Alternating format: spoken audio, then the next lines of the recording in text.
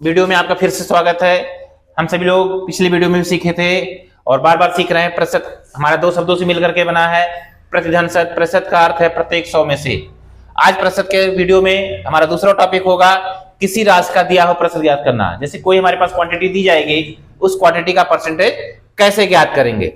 हम सभी जानते हैं जो हमारा प्रतिशत होता है, प्रतिशत एक भिन्न होता है, एक प्रकार का देखा जाए तो भिन्न होता है, जिसमें अंश के रूप में उस प्रतिशत का संख्यात्मक मान होता है और हर के रूप में 100 होता है। तो किसी भी राशि का अगर हमें प्रतिशत ज्ञात करना होता है, उस राशि में हम 100 से भाग देकर प्रतिशत के संख्यात्मक मान से गुणा करके उसको हम प्रतिशत में व्यक्त कर सकते हैं, प्रतिशत के रूप में निकाल सकते हैं। जैसे उदाहरण के लिए हम दिखाते हैं आपको 500 का हमें प्रतिशत ज्ञात करना है। हमें 500 का प्रतिशत ज्ञात करना है। हमने लिखा 500 का 15% ज्ञात कीजिए। तो हमने कुछ नहीं किया, यहां आप देख सकते हैं इस 15% को हमने भिन्न के रूप में लिख देंगे और जैसे भिन्न के रूप में लिखाएगा आपस में गुणा करके हम इसका निकाल सकते हैं। अब देखिए 500 का 15% का मतलब गुणा हो गया। 500 का 15% हमने निकाला तो 500 गुणे 15/100, जो कि प्रतिशत में हर हमारा 100 होता है। तो हमने 100 किया। अब यहाँ पे देखिए 2 शून्य यहाँ पे हैं, बारी बारी से दोनों आपस में कट गए। तो ये हमारा हो गया 15 का 5 में पढ़ा पढ़ लिए, 15 × 5 = 75। ये हमारा 500 का 15% हो गया। और दूसरा हमारा है 600 का 68%। 600 का 68% हमारे पास है। 68% को हमने फिर से भिन्न में बदला, तो ये हमारे पास हो गया 600 का 68%। 600 गुणे 68/100। यहाँ देखिए 2 शून्य ऊपर है, 2 शून्य नीचे है, दोनों आपस में कट गए और ये 68 का 6 में गुणा कर दिए, हमारे पास आ गया 408।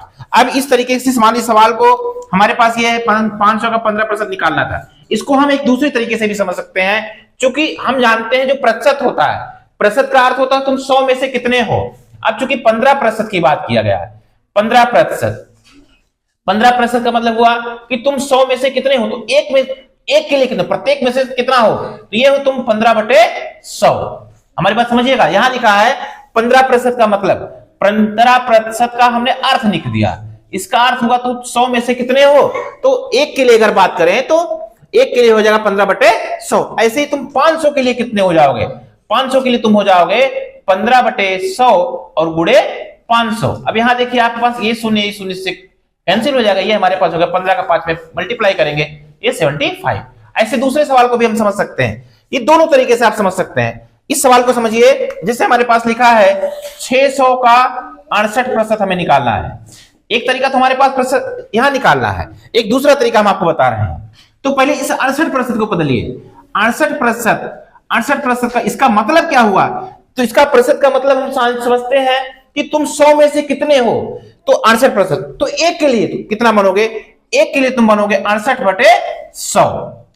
एक के लिए तुम बनोगे 68/100। तो 600 के लिए तुम कितना हो जाओगे, ये हो जाएगा 600 के लिए बनोगे 68/100 और गुणे 600। आप देख सकते हैं इन दोनों जीरो से कट जाएगा, 68 का 6 में गुणा हो जाएगा, ये हो जाएगा 408। इसी तरीके से और सवाल लगा सकते हैं। मान लीजिए हमने कहा तीसरा सवाल हमने ले लिया, मान लीजिए हमने तीसरा सवाल लिया कि 36 का 50% ज्ञात करिए।